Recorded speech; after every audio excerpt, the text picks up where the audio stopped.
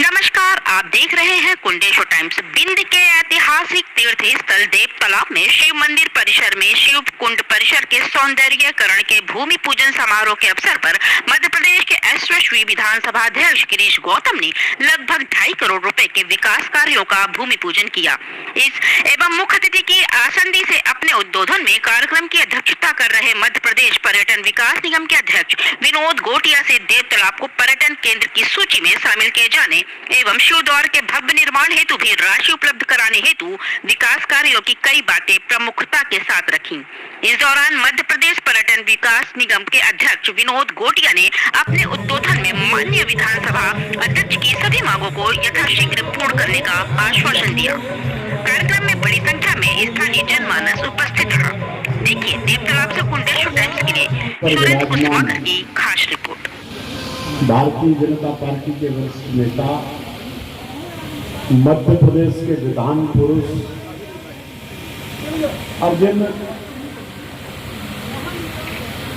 कुछ लोगों का मैं हृदय की गहराइयों से हमेशा सम्मान करता हूं,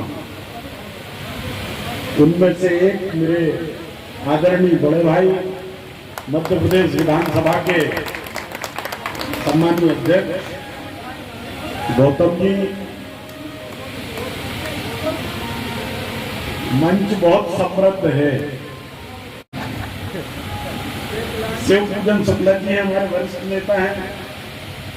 राहुल जी से आप सब परिचित हैं, मेरे अनुज है राहुल जी। और पहली बार मुझे इस स्थान पर अध्यक्ष जी के निर्देश पर लेके राहुल जी यहाँ आए थे, तब मैं इस स्थान को पहली बार देख के गया था। सुरेंद्र सिंह जी, श्रीमती नीलम सिंह जी जनपद के अध्यक्ष हैं, देवेंद्र शुक्ला जी जनपद के सदस्य हैं, इंद्रपाल सिंह जी विधायक प्रतिनिधि हैं, कौशल तिवारी जी, संजय सोया। पुण्य स्थल है और यहाँ लोगों की अपनी एक आस्था है। जब मुझे पहली बार अध्यक्ष जी ने कहा था तो मैं बहुत ईमानदारी से बताऊं कि मैं जा रहा था सीधी के किसी कार्यक्रम में और अध्यक्ष जी का फोन आया और उन्होंने कहा कि आपको देव तालाब जाना है।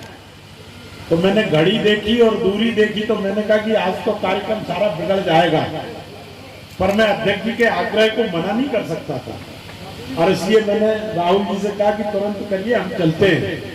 और मैं जब यहाँ आया तो मुझे लगा कि नहीं, ये स्थान बड़ा श्रेष्ठ स्थान है और इसके संदर्भ में मध्य प्रदेश की सरकार ने कुछ विचार करना चाहिए, यहाँ के संदर्भ में कुछ विचार करना चाहिए ताकि इसकी जो पवित्रता है वो भी बनी रहे और इसके सौंदर्य को भी बढ़ाया जा सके। और इसलिए मैंने अपने अधिकारियों को कहा कि एक बड़ी कार्य योजना इसके संदर्भ में बनाई जाए जो यहाँ कर सकते हैं जिस उपलब्ध जगह के आधार पर। और वो कार्य योजना हमारे अधिकारियों ने बनाई और लगभग 2,40,00,000 रुपए का काम यहाँ पर प्रस्तावित है जो होना है। उसमें छोटे छोटे जो काम है मैं आपको बताता हूँ कि कैसे इस स्थान का स्वरूप बदलेगा। एक तो यहाँ बहुउद्देशीय एक भवन बनेगा, हॉल कहना चाहिए, जिसमें आप सत्संग कर सकें, कथा कर सकें, बैठ सकें, 200-500 लोगों का सत्संग हो सके, ऐसा एक यहाँ पर मल्टीपर्पज हॉल बनेगा। जो लोग यहाँ कभी कोई भंडारा करते हैं, कोई चीजें करते हैं, तो उनके लिए एक व्यवस्थित किचन बन जाएगा ताकि उस किचन के अंदर सुविधाजनक तरीके से वो भोजन बना सकें और उसके वितरण की व्यवस्था हो सके। जो पीने की पानी की व्यवस्था है उसको ठीक किया जाएगा, उसके लिए एक सिस्टम यहाँ तैयार किया जाएगा। ये जो इसका परिक्रमा का पथ है तालाब का, इसका सौंदर्यीकरण होगा और उसके ऊपर शेड भी प्रस्तावित है ताकि गर्मी के दिनों में भी अगर लोग परिक्रमा करना चाहें तो बिना उसके परिक्रमा कर सकते हैं। फिर कुछ लोगों के श्रद्धालुओं को बैठने के लिए आधुनिक बेंचेस लगाई जाएंगी जिसमें लोग बैठ के यहाँ इस मनोरम दृश्य का आनंद ले सकें। फिर जो गजीबो का पैटर्न होता है, एक ऐसे स्थान बना दिया जाता है, छाया छतरी बना दी जाती है, 4-6 लोग बैठ जाते हैं, जैसे जहाँ वो हम पूजन कर रहे थे वो बनी है, जो उसको गजीबो कहते हैं। वो गजीबो बनाएंगे और लैंडस्केप का कुछ काम है। सबसे पहले तो मैं हमारे अतिथि जिनके कारण ये आज अवसर हम सबको यहाँ मिलने का प्राप्त हुआ है, हमारे पर्यटन विकास निगम के अध्यक्ष सम्माननीय विनोद गोटिया जी को मैं इस विधानसभा क्षेत्र का प्रतिनिधि होने के नाते और उसका बड़ा भाई होने के नाते बेतलाव आने के लिए मैं आपका भूर स्वागत और वंदन करता हूँ।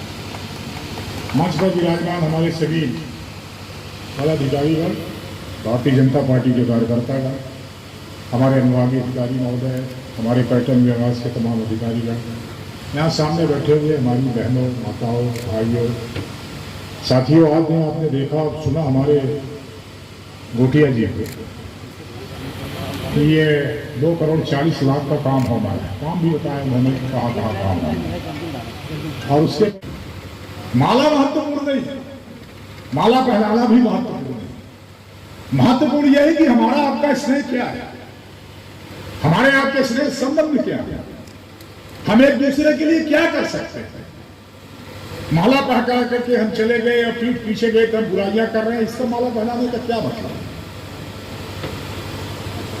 माला से बड़ी चीज होती है हमारे हृदय के भीतर हमारे सामने वाले का सम्मान और उसका स्थान क्या है, तो हमें उसे हृदय में बसाना, उसे अपने साथ रखना।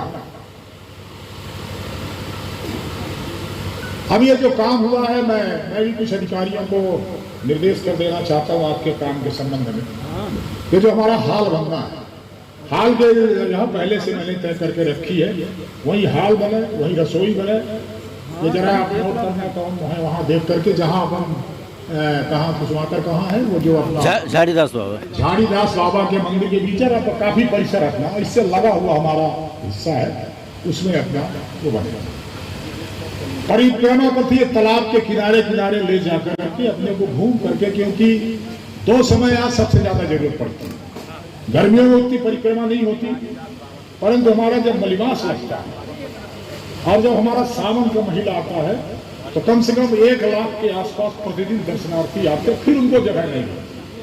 तो बरसात के दरमियान में या मलमास में बढ़े हुए मलमास के भीतर वो परिक्रमा पथ बनने से ये होगा कि लोग भीगते हुए खड़े रहते हैं, इसलिए उनको भीगना नहीं पड़ेगा, बढ़िया सेट बन जाएगा। सेट के भीतर से निकलते हुए वो पथ जो हम बढ़ाएंगे, बेहतरीन पथ बनाएंगे और उसको पथ को ले जाकर के हम ये करेंगे। क्योंकि इसमें अलग अलग नहीं है, एक जो सबसे बड़ा सवाल है जन सुविधा का, हमें है इसमें है। अब उसमें दूसरी समस्या हमारे सामने, दूसरी समस्या ये देव तालाब के भीतर हमने एक प्रयास किया। मैं विधायक था तो बार बार आता था कि देव तालाब इतने श्रद्धालु आते हैं, तमाम सारे लोग आते हैं, भीड़ आती है, हमारे पास शौचालय नहीं है, तो 2 शौचालय बनाए, 2 सुलभ का, एक सामने आपका बना हुआ ताला बंद कर और एक दूसरा बना हुआ, आप खड़े नहीं हो सकते। विधायक जी से बना हुआ है, जहां अपने गेट बनाना, हालांकि उसको तोड़ना पड़ेगा क्योंकि भगवान का गेट बनना है, वहां बनाया जो अपने सामने समस्या है। मैं गंभीरता से कह रहा हूं, जब वो सुलभ कॉम्प्लेक्स बना दिया, बेहतरीन बनाया, कामोड लगाया, आर्डनरी लगाया, नहाने का लगाया, मोटर डाला, टंकियां बनाई 3-3 ऊपर, फ्लश लगाया, बढ़िया फव्वारा लगाए, सब लगा करके बेहतरीन सुविधा के साथ। अब जब बनाया तो चलावे कौन? नगर पालिका नहीं है, ये हमारे साथ साफ सफाई वाले नहीं है। तो फिर किसी को हमने कहा कि बातचीत की कि भाई कुछ पैसा तुम ले लो और साफ सफाई करो। तो शायद 3 रुपए कितना तय हुआ था, 3 रुपए या 2 रुपए है, 3 रुपए तय हुआ, 3 रुपए। अब जरा सोचना, ये सब लोग बैठे, इसलिए मैं कह रहा हूँ जो मांग करते हैं कि शौचालय चाहिए, उनकी तरफ इशारा करो। अब जब वो 3 रुपए लेने लगा तो 50-60 लोग आए थे, तो 10-20 लोगों का लाभ खाए हुए। 10-20 लोग आए, अपना बटन खोल करके साले हमसे पैसा किसने कैसे मांग लिया, 2 तमाचा उसको।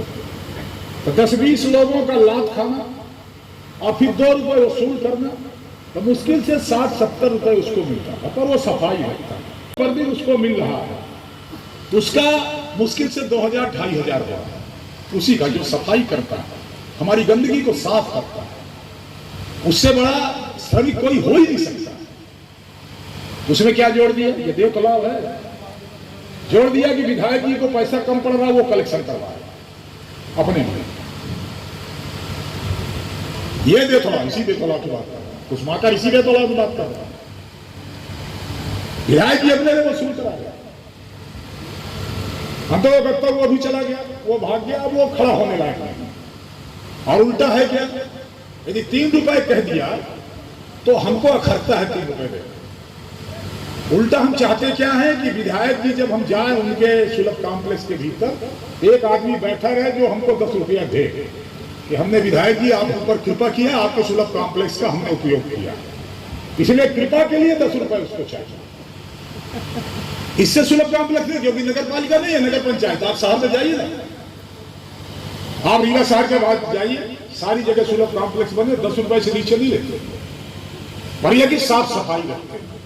ये जो जन सुविधा का केंद्र बनना हमारा ये बंद है, हमारे पंचायत ने बंद करके रखा, इसीलिए बंद करके रखा। महिला का अलग बना, पुरुष का अलग बना। बंद यही है कि हमारे पास सफाई कर्मी नहीं है।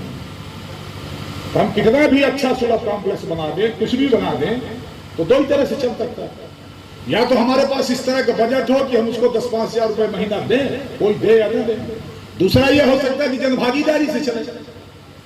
जनभागीदारी में हम 5 रुपए देते हैं, कोई बैठता है, उसको बड़ी सफाई करता है, पानी बेचता है, तमाम सब। इस पर भी हम ही सबको विचार करना पड़ेगा, हम सब विचार करेंगे। और एक बार शुरुआत कर देनी चाहिए, एक बार शुरू करें तो आखिरकार रीवा शहर में चल सकता, तो देवतला में क्यों नहीं चल सकता? देवतला में हम क्यों नहीं चला सकते उसको जनभागीदारी? हमें चलाने की आवश्यकता है, क्योंकि उसकी बहुत जरूरत है। खासतौर पर जब मेला भरता है उस समय हमारी महिलाएं कहां जाएं, भीड़ से निकल करके लोग कहां जाएं? तमाम चारों तरफ बाजार है, पैक्ड बाजार है, भीड़ जमी हुई है, कहां चले जाए लोग? सामने की तरफ भी कब्जा हो जाता है, इधर भी कब्जा हो जाता है, तमाम भीड़ चारों तरफ फैली रहती है। इसलिए वो संकट हमारे सामने है। उस संकट को हम सबको मिलकर के विचार करना पड़ेगा, उसका निदान क्या हो सकता है। और निदान केवल एक ही निदान है उसका, कि हम अपनी तरफ से कुछ न कुछ जो लगता है, ज्यादा ऐसा कोई नहीं कि 1 लाख रुपए लगेगा या 100 रुपए लगेगा, 4 रुपए 5 रुपए तय होता है, उसी में से अपने को करना। तो हम वो करेंगे तो उसका कुछ मजदूरी भी निकलेगी, उसका श्रम भी निकलेगा, और वो बना करके रखेगा। इसलिए इसके साथ हमको जोड़ करके रखना। पानी की व्यवस्था के लिए थोड़ा सा एक संकट है हमारे साथ। यहाँ हमने कई बोर कराए, 500, 600, 700 फुट कराए। पानी की जब संकट आता तो हमारे एसडीएम साहब बोर मशीन आके बोर करके पानी मिलता है। उसका तरीका ये हमने निकाला है, जो मैंने करवाया है। यहाँ बगल में पानी है, बगल के जो बोर होते हैं यहाँ पानी है, वहां पर हम पानी के बोर करें, वहां मोटर पंप लगावे और पाइप के माध्यम से मंदिर के परिसर में लावे और टंकियां बना करके उसको भरें। ये करने की आवश्यकता, इसलिए इस दिशा में निर्देश दीजिए। बोर हमारा वहां हो, वहां से पाइप के माध्यम से मोटर लगा करके हम उसको ले आवे और यहाँ पानी भरे, तब पानी की सुविधा हमको पूरी तरह से हो जाएगी। अभी हमारा ये तालाब है, अब ये तालाब में पहले कहते हैं कि इसी से सब कुछ होता था, तालाब स्वयं पानी पैदा करता था। आज हालत है कि हमको मोटर लगा करके इसको भरना होता है, और वो भी मोटर में पानी की हालत है कि हमारे पास पानी नीचे भी नहीं है। इसका थोड़ा सा फिशिंग इसमें है ही है। ऐसा करके अपन देख लेते, इसका कोई गहरीकरण से पानी निकलता हो तो 10-5 फीट और गहरीकरण करके पानी निकलता, खुद का पानी हो तो ज्यादा हो, वो भी देखने की आवश्यकता है। अपन वो करें। हम वो इस तरह के शेड लगाएंगे, जगह जगह लगा देंगे, बैठने के लोगों को कुर्सियां लगा देंगे, आप देख ही रहे। हमारे वो लगेंगे, बीच बीच में से सीटें लग जाएंगी, और वो सीट लग जाएंगे, जैसे हमारे परिक्रमा पथ में लोग खड़े खड़े थक रहे हैं तो किनारे कुर्सियां लगेंगे, बैठ जाएंगे, जैसा होता है। ये हम सब करेंगे। और ये जो हमारा ये मंदिर है, ऐतिहासिक तौर पर, पौराणिक तौर पर तो इसकी तिथि नहीं है। ऐतिहासिक तौर पर जो मैंने अध्ययन किया, पत्थरों की संरचना देख करके, उसके स्ट्रक्चर को देख करके मैं खुद ही अध्ययन करता हूं। मुझे ऐसा लगता है कि 6वीं से 7वीं शताब्दी का है, माने आज से 1600-1700 वर्ष पुराना मंदिर है। बहुत कम मंदिर होंगे प्रदेश के भीतर जो 1600 वर्ष पे 1700 वर्ष। पौराणिक में छोड़ दीजिए कि वो भगवान विश्वकर्मा ने एक रात में बना दिया था, एक कथा वो भी है, परंतु उस कथा में न जाए, ऐतिहासिक रूप पर देखें, पत्थरों की संरचना से देखें, दूसरे मंदिरों के तुलनात्मक अध्ययन करें, तो भी अपने को लगता है कि 1600 से 1700 वर्ष पुराना हमारा मंदिर है। कि बैजनाथ जी धाम जाने वाले लोग जब तक यहाँ रोड पजीरी भी चला देते, उनकी बैजनाथ की यात्रा अधूरी मानी जाती। ये महत्व है हमारे भोलेनाथ। इसीलिए जब बैजनाथ के लिए लोग निकलते हैं, वहां से लौट के आते हैं, उस समय भारी भीड़ रहती है इस बात के लिए कि हमको यहाँ पर रोड चढ़ा करके तब उनकी बैजनाथ की यात्रा पूरी हो। ये हमारे मंदिर का महात्मा है। आस्था के बारे में हम सब जानते हैं। जब वो हम सावन के मेले देखते हैं और मलमास देखते हैं, उस समय समझ में आता है कि इस मंदिर के प्रति, हमारे भोलेनाथ के प्रति, यहाँ पर विराजमान हमारे और जो देवी देवता, उनके प्रति हमारी आस्था क्या है, वो जो श्रद्धालु आते हैं उससे पता चलता है। इसीलिए मैंने आपसे आग्रह किया था कि इतनी संख्या में श्रद्धालु आते हैं, उनके लिए हम कुछ व्यवस्था करें, उनके बैठने की, चलने की, आगे बढ़ने की, ये सारी व्यवस्थाएं करना हमारा काम है, उसको हम करना चाहते हैं। दूसरा, हमारे मंदिर परिसर के अंदर भी अधिकारियों को हम निर्देश करें। मंदिर परिसर के भीतर एक तरफ तो हमने जो 10 फीट का था वो निकाल करके हमारे अधिकारियों ने उसका बढ़िया बना दिया चाहिए। एक तरफ कोई कमरा बना हुआ, क्यों कुसुमा कर जी मानस भवन बनाता है, मानस भवन के नाम से बनाता है, मानस भवन के नाम से उसको गिराना, क्योंकि उसमें मानस भवन उसका नाम है। पर एक बार मैंने जब इसका दिखवाया तो उसमें नारियल, हमको लगता है 1 ट्रक नारियल भरे हुए थे और आधा ट्रक साफ थे उसमें। तो मैंने किसी को कहा कि भैया इसमें सबको रात को गंगा जी स्नान कराओ, गंगा जी में सबको बहाओ। तो गए, अपना बहाया, कहाँ बहाया वो भी एक चर्चा का विषय है। पर यहाँ से वो चले गए, वो खाली उसको गिरा करके वहीं पर ऐसा मंच तैयार कर, जिस मंच में संगीत का कार्यक्रम हो, कोई मानस गाना चाहता हो, कोई कुछ करना चाहता हो, तो दोनों तरफ इस तरह का जैसे बनाते उसी तरह का सेट बन जाए, मंदिर के गेट के दोनों तरफ बन जाए वो। और वहाँ लोग बैठने का, जैसे कई मंदिरों में होता है कि जब हम प्रवेश करते हैं, जब चढ़ते हैं तो सीधे वो बगल में रहता है, वो भी बनाने की आवश्यकता, हमको वो बनाना चाहिए और ये बन जाए। बाकी हम कर ही रहे हैं। और मैं आपको एक बार फिर धन्यवाद करना चाहता हूँ कि हमारे उस विचार को, हमारी उस सोच को आपने उसको परिणित के रूप में, मैंने कई जगह प्रयास किया, लगा भी हुआ। हमारा जो गेट है, गेट का हमारे अधिकारियों ने जो बनाया है वो तकरीबन 1 करोड़ से कुछ 400 या 500 रुपए कम है। वो 99,99,100 रुपए का शायद आया है, मतलब 1 करोड़ का है। आपसे आग्रह है पर्यटन विभाग से कि इस नए बजट में हमको फिर 1 करोड़ दीजिए और वो सुंदर से सुंदर गेट, हम भगवान की तरफ आने वाले लोगों को जैसे वो गेट में प्रवेश करें, उनको पता चल जाए कि हम देव तालाब के भोलेनाथ के मंदिर की तरफ जा रहे हैं। इसलिए वो गेट बनाना चाहते हैं, वो गेट बन जाए। उसके लिए जितना जल्दी हो सकता है हमको पैसा सैंक्शन करिए। अब मैं और भी प्रयास कर रहे हैं। अभी हमारे 2 गेट और हैं। एक गेट ये जो अंदर प्रवेश करते, इस गेट को भी परिवर्तन करना, क्रैक हो गया है, टूट गया है, उसमें आपको नहीं मानते, उसका हम व्यवस्था करेंगे, उसकी चिंता केवल एक मांगते आपसे, बाकी हम इंतजाम करेंगे। हमारा मुख्य जो गेट है वो भी ठीक नहीं है। तीसरा, एक काम करने की और आवश्यकता है, जब हमारे पास पानी हो जाए। अभी लोग करते क्या है कि वहां से कीचड़ कांदो लेके आते हैं और पूरे हमारे परिसर को गंदा कर देते हैं। तो वो जो सामने हम जहाँ से निकलते हैं उसको ऐसा करके स्ट्रक्चर बनाते हैं, उसमें बहता हुआ पानी रहता है, जूता लोग बाहर उतारते हैं, पानी में पैर धोते हैं, जिससे बिना कीचड़ के आने का अवसर हमको मिले। बहुत सारे मंदिरों में हमने देखा है। उस तरह का भी हमको बनाने की आवश्यकता है कि एक तरफ से पानी बहता हुआ निकले, दूसरी तरफ जाए और उसमें से पैर लगाते हुए लोग आवे, जिससे उनका पैर भी धुल जाए और आगे आवे। अभी हम बरसात में, सावन के महीने में काम करते हैं, क्योंकि हमारा वो स्लिपिंग बहुत है, चिकना बहुत है, उसको भी अधिकारी परीक्षण करें। वो जो टाइल्स या क्या लगा हुआ है वो बहुत चिकना है और कई लोग जब बरसात में उसमें कीचड़ लगता है, कीचड़ के साथ उसमें स्लिप करते हैं, माने फिसल जाते हैं। हाँ, फिसल जाते हैं और फिसल करके गिरते हैं, कई लोगों को चोट भी आती है। तो हमने एक व्यवस्था बनाई थी, मैटिंग करवाया, मैटिंग डलवाई, उसमें मैटिंग बिछवाया और वो मैटिंग से हर बार 4 महीने बाद मैटिंग का कलर बदल जाता है, खराब हो जाती है। तो उसका भी एक परीक्षण कर लीजिए कि हम क्या लगा सकते हैं जिससे हम स्लिप नहीं करें। तो एक तो पैर धोने का हो जाए, पैर धो करके अंदर प्रवेश करें। दूसरा, उसको हटा करके हम कैसा बना सकते हैं उसको, वो भी अपन उसको देख लें।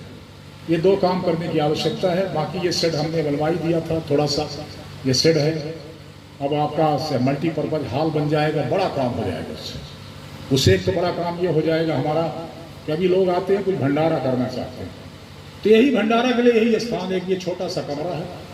इसी कमरे के भीतर से, ये किसके कब्जे में है कमरा भाई? प्रबंध समिति के। किसके अंदर में? मंदिर प्रबंध समिति में, पंचायत को नहीं है। और प्रबंध समिति है तो प्रबंध समिति में तो काम है खत्म। नहीं तो हम ये चाहते थे कि इसी मंदिर से हाल से लगा हुआ इसी में एक शौचालय बन जाए, एक थोड़ा सा बाथरूम टाइप का बन जाए और कोई ऊपर टंकी लग जाए, पानी भरा रहा है, ये भी जोड़ दीजिए, इसमें बनवा दीजिए, इसमें जोड़ कर बना दीजिए, ये कर लीजिए। और ये कर लीजिए। और मैं फिर से अंतिम तौर पर जो कहना चाहता हूँ, एक तो ये पर्यटन स्थल हो सकता है, देव तालाब को हमारे भगवान की महिमा गाई और हमारे आपके संबंधों की दुहाई भी दी और स्नेह का बात कही, तो ये हमारा पर्यटन स्थल है। पर्यटन स्थल होने से हमको ब्रांडिंग करने में अवसर मिला, हम जगह जगह इसको बता सकते हैं कि हमारे मंदिर का महत्व ये है। और अब हम रीवा जिले को कनेक्टिविटी भी दे रहे हैं और उस कनेक्टिविटी का फायदा हमको ये मिलने वाला है कि जैसे सितंबर से हमारे हवाई जहाज बड़े चलने चालू होंगे, यदि यहाँ कोई सफ़ेद शेर देखने आएगा तो स्वाभाविक तौर पर पर्यटन में हमारा यदि स्थान रहेगा तो हमारे भगवान को देखने भी आएगा। इसलिए उसकी आवश्यकता है कि इसको पर्यटन स्थल घोषित किया जाए और ये सब उन्हीं की महिमा से हो रहा है। ऐसा मत समझना कि मेरा कोई कमाल है, ये सब उन्हीं का कमाल है। पिछली बार आप सबने देखा कि सब ये काम, जैसे मैंने देव तालाब का पिक्चर जो प्रस्तुत किया उसको नकारात्मकता के रूप में मत लेना, पर एक भाव है लोगों का। तो ये उन्हीं की कृपा थी कि उनको ऐसा लगता कि गिरीश गौतम हमारी सेवा करते रहे, तो जब लोगों ने सोचा कि गिरीश गौतम को सेवा में नहीं भेजना तो उन्होंने कहा कि नहीं जाए, यही जाएगा, और विधानसभा भेजने का काम उन्होंने कर दिया। तो उनकी सेवा में जो कुछ हो सकता है हमको करने की आवश्यकता है। हमारा पुजारी है, उनका भी एक छोटा सा निवास बन जाए, कोई एक कमरा बन जाए उनके लिए भी, छोटी सी किचन बन जाए उनके लिए, वो भी देख लीजिएगा थोड़ा सा। तो एक छोटा सा कमरा हमारी तरफ से बन जाए तो ज़्यादा अच्छा होगा। मैं पुनः एक बार अन्यथा कोई बात न करते हुए मैं केवल यही कहना चाहता हूँ कि भोलेनाथ की कृपा हम सब के ऊपर बनी रहे और स्वाभाविक तौर पर उनके आशीर्वाद से, उनकी छत्र छाया में इस देव तालाब विधानसभा को सर्वोच्च ऊंचाई पर ले जाने का काम करने का मुझे अवसर उन्होंने दिया है। मैं अपनी तरफ से उसमें कोई कोर कसर छोड़ने वाला नहीं हूँ। और इसलिए जब मैं कहता हूँ कि देव तालाब को भी मैं विधानसभा के भीतर नंबर 1 बनाने का प्रयास कर रहा हूँ, तो नंबर 1 का मतलब यही होता है कि धार्मिक क्षेत्र में हम आगे हों, हम सड़कों के क्षेत्र में आगे हों, हम स्वास्थ्य के क्षेत्र में आगे हों, हम शिक्षा के क्षेत्र में आगे हों, हम तमाम सारी सुविधाओं के क्षेत्र में जब आगे हों तभी वो नंबर 1 कहलाता है। धार्मिक तौर पर हमारे यहाँ बहुत सारे ऐसे मंदिर हैं जिन मंदिरों को हम अनादिकाल से देख रहे हैं। हमारी अष्टभुजी माता है नई गढ़ी के भीतर, हमारे देव तालाब के हैं, हमारे नवागांव में भोलेनाथ जी हैं, ये तमाम मिलाकर के मंदिरों की श्रृंखला हमारे क्षेत्र के भीतर है। इसलिए हम चाहते हैं कि इस क्षेत्र में भी हम आगे बढ़ें, धर्म स्थान के बारे में भी हमारी उन्नति हो, हमारी प्रगति हो, लोगों को वहाँ पहुँचने का सुविधा प्राप्त हो। और इसीलिए अभी जब मैं कहता हूँ शिक्षा के क्षेत्र में, तो मैं गोटिया जी आपको कहना चाहता हूँ कि हमारे सारे विधायकों के क्षेत्र में 2-2 या 1-1 CM राय जी मिली और मैं एक झटके में 3 लेकर के चला गया और अभी 2 फिर ले लिए, एक नई गढ़ी को लिया, एक खैरा को लिया है, तो पहले 3, 2, 5 होने वाले। और लगातार इस बात का प्रयास करता हूँ कि सरकार का कोई भी एक टर्न निकले, कोई भी सुविधा निकले, वो देव तालाब के हिस्से में जरूर आवे। और उसका जैसा आपने कहा कि उसका फायदा इसलिए कि उनकी कृपा से यहाँ बैठा हुआ हूँ, इसलिए उनके आशीर्वाद से ये मिलने का हमको अवसर मिलता है। आप सबको यहाँ आने के लिए मैं फिर एक बार हमारे विनोद जी को, हमारे देव तालाब क्षेत्र की जनता की ओर से उनका भूर प्रशंसा करता हूँ, उनको धन्यवाद करता हूँ कि हमारे छोटे से आग्रह पर उन्होंने हमको ये 2.5 करोड़ की राशि दी है हमारे केवल मंदिर परिसर को डेवलप करने के लिए, मंदिर परिसर में सुविधा को बढ़ाने के लिए, मंदिर परिसर में श्रद्धालुओं के आने जाने की और सुविधा हो सके, उनके पानी की व्यवस्था हो सके, उसके लिए मैं उनका कोर्ट से धन्यवाद करता हूँ। आप सबको प्रणाम करता हूँ। भोलेनाथ की